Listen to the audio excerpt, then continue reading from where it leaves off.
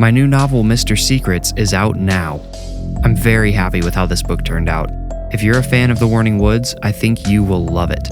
You can order a paperback, hardcover, or ebook through Amazon, and soon there will be an audiobook available on Audible and iTunes as well. Order soon to get your copy in time for some Halloween reading. Again, it's called Mr. Secrets, and it's available through Amazon. I'll put a link in the show notes. All right, enjoy the show. Welcome, friend. Follow me. We're going somewhere dark, somewhere dangerous. Most people would never dare enter the place we are going. There's no telling what horrors we'll find, what terrors we'll uncover. Don't say I didn't warn you. We might discover terrible monsters lurking there. Be careful, they could follow you out, or maybe they're already inside you. Are you afraid? Good. Now you are ready to enter the Warning Woods. The house protruded from the earth like an untended headstone and looked similarly weathered. Green moss grew in stubbly patches across its once white siding and between shingles that resembled a candy addict's teeth. It stood 2 stories tall, a grave marker in a cemetery full of forgotten people. Only, in this metaphorical graveyard, the neglected inhabitants were still alive. Once a lively, if small, community of farmers and truckers mostly, Scarecrow, Illinois had steadily declined as its wealthier, or luckier, inhabitants had moved to the nearby town of Fulton. They left their poor and struggling neighbors in their wake, and conditions only declined as the poor and struggling became the poor, struggling, and elderly. Lee Timmons was the epitome of this condition. He and his wife Cheryl had lived together in the run-down house since the paint had been fresh, white, and tacky. It had been something of a dream home back then. A large living space downstairs with a big dining room and a modern kitchen with a gas stove. Not just 3, but 4 bedrooms upstairs, ready for all of their future children. 3 boys and 2 girls if they had their way. But as the Timmons' dreams faded, so did the house. Cheryl was barren, or so Lee decided. He had never been willing to get a test himself. Lee had worked the fields while Cheryl taught elementary school. In the evening, they ate a small supper and read quietly to themselves before shuffling upstairs to sleep by 9. Eventually, the elementary school closed and Lee's hands began to shake too much to be reliable. The couple was forced to rest on their unremarkable laurels and pitiful social security as they lived out their glory years. The third act, as people call it. Although act implies action, which the Timmonses experienced very little of. Lee constructed a small garden in the backyard with raised beds so he wouldn't have to stoop all the way down to tend to it. One afternoon in the spring, he was preparing to plant some peppers, while Cheryl hung what little laundry the 2 of them had dirtied on the line. With his rusty old spade, Lee dug a neat little row of 3-inch deep holes along one of the garden's shorter sides. As he eyeballed the spacing for the next row, he noticed something odd. "Cheryl, you come take a look at this?" he called across the yard. "What, you find a slug or something?" she replied impatiently. "No." Lee's voice had a peculiar lilt that made him sound uncharacteristically concerned. Cheryl clipped the blouse she was holding on the line and limped over to her husband's gardening chair. "I swear this knee is gonna be solid rock by the end of the week if I can't get over to see someone in Fulton. So what am I looking at?" she asked. "You don't see it?" "I see dirt, a few holes, but you put those there yourself. Are you going senile already?" Lee looked up at his wife, dumbfounded. She was shaped like a top, broad and round up high, tapering down to legs that looked like they might snap beneath her weight. From the angle of his gaze, she looked positively menacing, even though she was completely harmless. Lee pointed a bony finger at the strange gray mist he saw filling each hole. "You don't see the gray stuff swirling around in there? Why, if these weren't raised beds, I'd be worried I'd hit a gas line or something." "Old man, there's nothing there but dirt," she repeated. Lee looked back at her, then at the garden bed, and back at Cheryl again. "You really don't..." but Cheryl had already started hobbling back to the laundry. Lee scratched his head. He watched the swirling substance until Cheryl finished her chore, then followed her inside. He wanted to stay, but the disgusted look Cheryl had given him as she limped past with her empty laundry basket had discouraged him. He washed his hands in the kitchen sink, watching the garden bed through the window as he scrubbed. A thin mist began to rise out of each hole, expanding and stretching, linking together a few inches above the dirt. Lee squeezed his eyes shut and opened them again. He held his dripping hands limply by his chest, wishing he could rub his eyes with them. The mist gathered in a large mass, then began to take shape. At first it looked like a tall, featureless man, but then it tapered in the middle like an hourglass. Some of the mist around the lower half of the figure evaporated, leaving two shapely legs behind. Within seconds, the strange foggy substance had taken the form of a very attractive young woman. Have I finally lost it? Lee wondered as he looked guiltily to the basement door behind him where Cheryl had disappeared with the laundry basket just a minute before. The ghostly woman in the garden had no face, but Lee's imagination placed beautiful, almond-shaped eyes there, a cute, slightly upturned nose, and heart-shaped lips. With sadness, Lee realized he was painting the memory of his wife's younger face onto the vision before him. But then the real Cheryl's heavy, uneven footsteps started thumping up the basement steps, and Lee snapped back to reality. He blinked, and the woman outside was gone. But as if to assure him he hadn't imagined everything, a few lonely wisps of smoky gray lingered in the air before gently blowing away. Lee kept what he had seen through the window to himself. At best, Cheryl would have thought he was lying. At worst, she would have accused him of senility again. He decided the woman in the garden would be his secret. He kept her appearance locked up in his head, next to his desire to see her again. Lee went up to bed early that night. He just wanted to be alone. He passed by each bedroom as he went down the hallway upstairs. The bedrooms were, perhaps, the saddest part of the house. The first was just a small spare room in which the couple had put a twin bed in case someone were to visit them. It had never been used. The next room was supposed to have belonged to the two girls they had dreamed of. They had put 2 beds and a bookshelf in that room. The bookshelf was even stocked with children's books for their unborn daughters to read at night before drifting off to sleep. The Boxcar Children and Nancy Drew were the only young people who had ever spent a night in that room.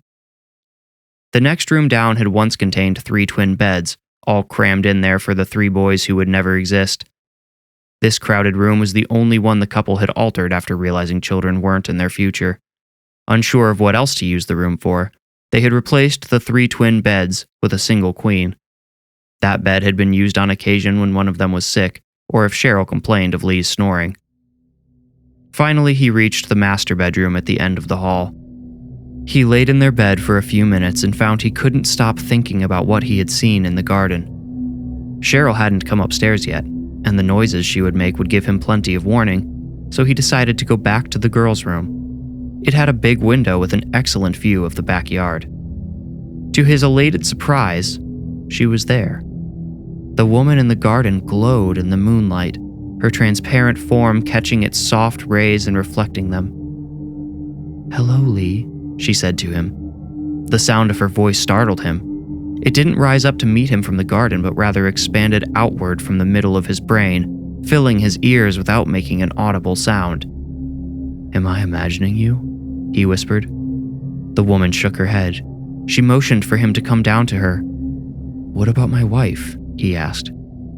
"Do you honestly care what she thinks anymore?" the woman asked telepathically. Lee didn't answer right away, but his mind settled on no. Before he could verbalize his answer, the woman spoke again, seeming to have read his thoughts. "I didn't think so. Now come down here and be with me before I choose to leave." Lee still felt hesitant. He still wasn't quite sure he was actually seeing the woman in the garden, but he couldn't risk her abandoning him, not before he knew who or what she was. Spending the rest of his years wondering sounded like a living hell. Better to embarrass himself one night than to spend every night that followed wondering what might have been, he decided. He went back downstairs. Cheryl was sitting on the love seat, slouched over a romance novel she had read half a dozen times before. She barely looked up at him as he stepped off the stairs. "What brings you back down? Here to bother me?" she demanded. "Wouldn't dream of it," Lee replied blandly. "So what then?" "You know, it's really none of your business, darling," Lee said, surprising himself with his own confident defiance. Cheryl scoffed and set the paperback face down on her knee. "Lee Michael Timmons," she started, but Lee had already walked past her into the kitchen. He went to the basement door, a mirthful smile bending his lips, and closed the door behind him as he went downstairs. He crossed the basement under the single light bulb that hung from the ceiling. The cellar door was across the basement and up another miniature flight of stairs. It opened into the side yard, which led into the backyard. The basement itself was empty, save for the washer and dryer. The Timmonses had learned the hard way that it was prone to flood, so they didn't store any of their few possessions down there anymore. Somehow, despite its near emptiness, the basement seemed to house more shadows than usual that night. Lee looked around at the walls as he crossed the short distance between staircases and noted the dark shapes there, formless, shifting shadows that danced in the unmoving light. Lee quickened his pace. He wasn't one to scare easily, and the basement had never frightened him before. Had he been primed for spooks by the vision of the garden woman? Whatever the cause, he felt uneasy and wanted to get out as soon as he could. The cellar door was within arm's reach when the light bulb flickered behind him. He had changed that bulb just a few weeks before. It shouldn't have been going out yet. He pressed on the cellar door to open it up and escape the threatening atmosphere of the basement, but the door wouldn't budge. He couldn't lift it. Lee put his shoulder against the door and pushed upward with all his strength, but the door simply would not open. He may as well have been pushing against the wall. "Hello, Lee." The woman's voice came from behind him. Lee whipped around. His heart accelerated to a dangerous pace for a man his age. Every rushed beat hurt. His chest ached. He couldn't find her. His heart beat faster. He tried to breathe calmly to slow it down, but found that impossible. The light flickered again. His chest tightened. Lee stumbled and fell forward. The light went out. Cheryl heard Lee coming back up the stairs and quickly turned the page away from one of the more lurid scenes in her book. She didn't know why she felt so embarrassed to be caught reading such smut. Lee had made it quite clear he didn't care what she thought of him, so why should she care what he thought of her? Besides, Lee must have known what was in those books. Who was she trying to kid? She waited, then waited some more. Lee's footsteps had stopped in the kitchen, and now she didn't know what he was up to. Probably just staring out the window, the loon, she thought. One heavy footstep thumped.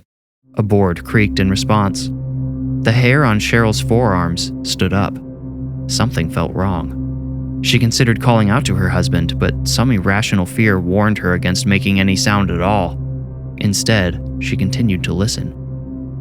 A shimmery metallic sound came next, a long slide punctuated by a high, ringing tone. Cheryl knew the sound well. It was the long butcher knife she used on chicken breasts and pork loins, sliding out of the wooden block to slice, to cut. That knife was the only one she ever bothered to keep sharp. "Lee?" His name left her lips before she realized she was speaking. Her heartbeat quickened. One of his feet slid along the floor, the whispery sound sending a chill down Cheryl's spine. The thud of his other foot followed. Cheryl stood up and eyed the front door, judging how quickly she could hobble over to it and debating whether or not to move towards it now. She thought of her husband's odd behavior in the garden earlier and how she had joked about him going senile. Maybe it was worse than she thought. Maybe he had cracked. 2 more footsteps creaked in the kitchen, then 2 more. There was less space between them now. Lee seemed to have decided where he was going. It was Lee, wasn't it? Cheryl suddenly realized she didn't know for sure. They never locked the cellar door. What if someone had snuck down there to wait for the cover of night? Now she did move towards the front door. She couldn't help but make the boards creak herself, which caused the other footsteps to quicken. Cheryl reached out and unlocked the door as she took the last couple of steps. "Where are you going?" The voice was her husband's, and it wasn't. The shape of it was his, but not the tone or cadence. She heard something deeply threatening beneath the words it uttered. "Lee?" she asked fearfully. "Of course," he replied. The knife in his right hand reflected moonlight from the window into her eyes. "Come back over here. You're worrying me." "I'm worrying you? You're scaring me," she shouted. "What do you have that knife for?" Lee stared at her blankly as if he suddenly couldn't understand English.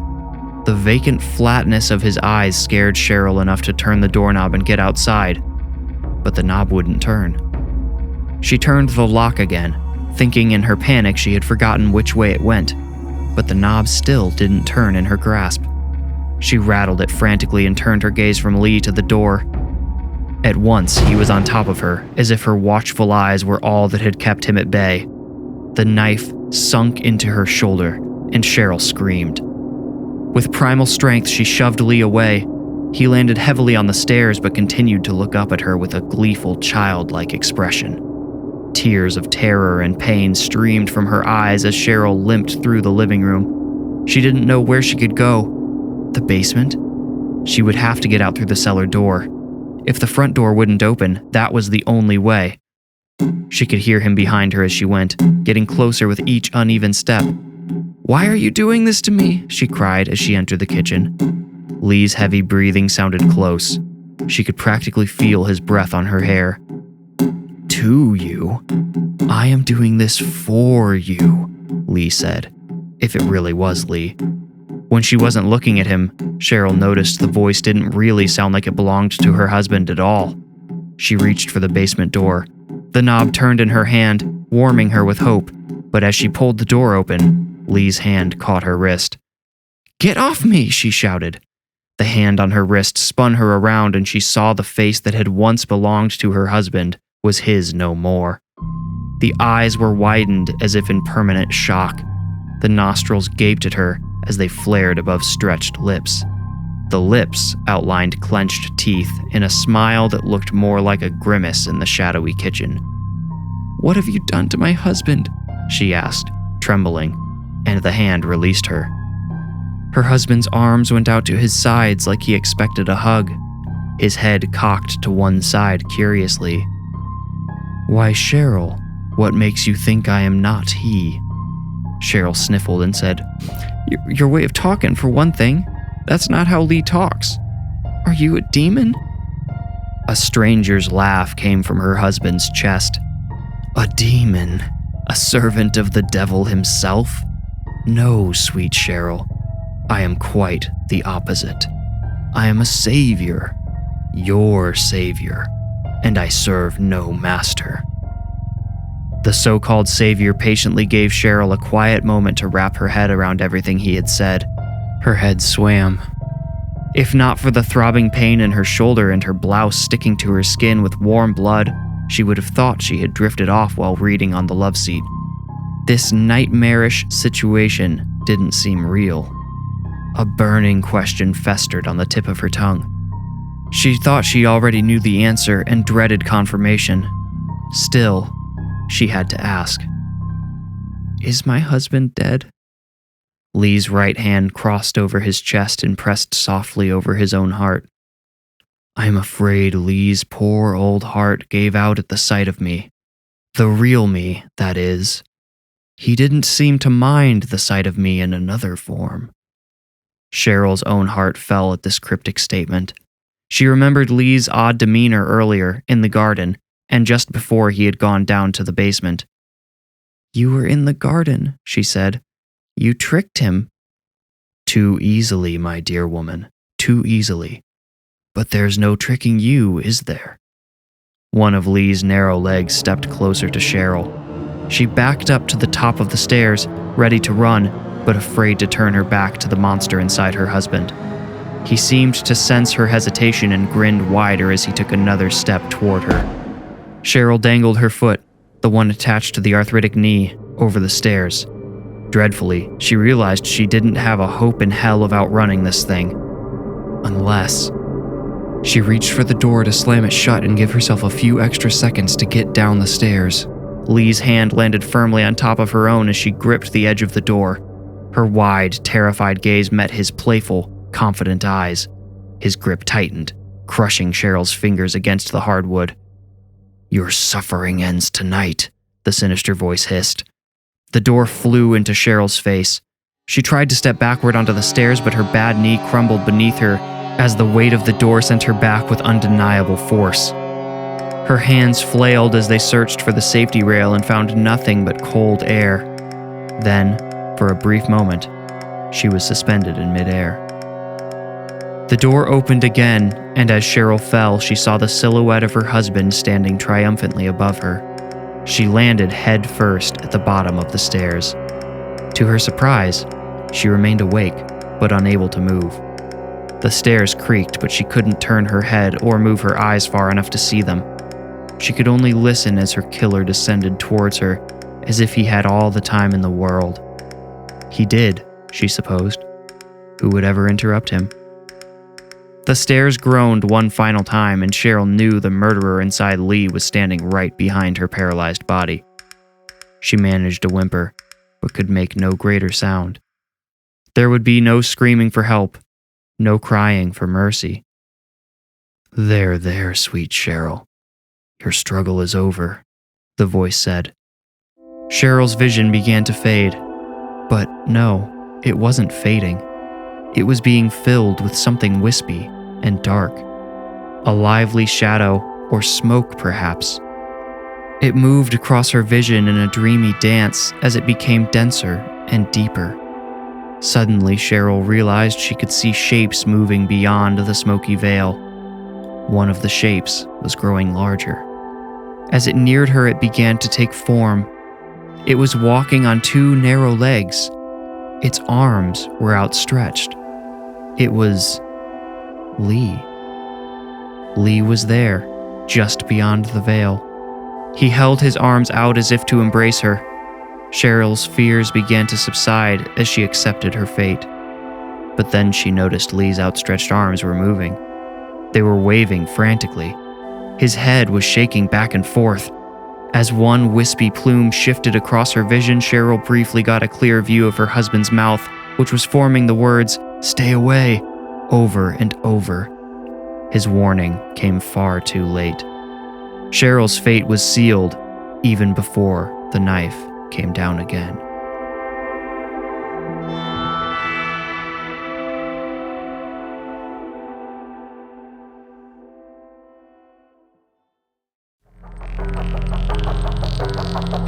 You made it out. Congratulations.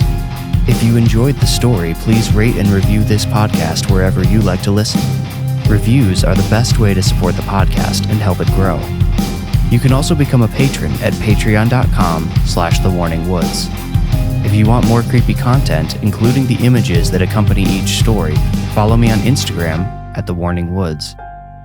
If you feel ready, meet me here next week for another journey into the Warning Woods. Thank you for listening.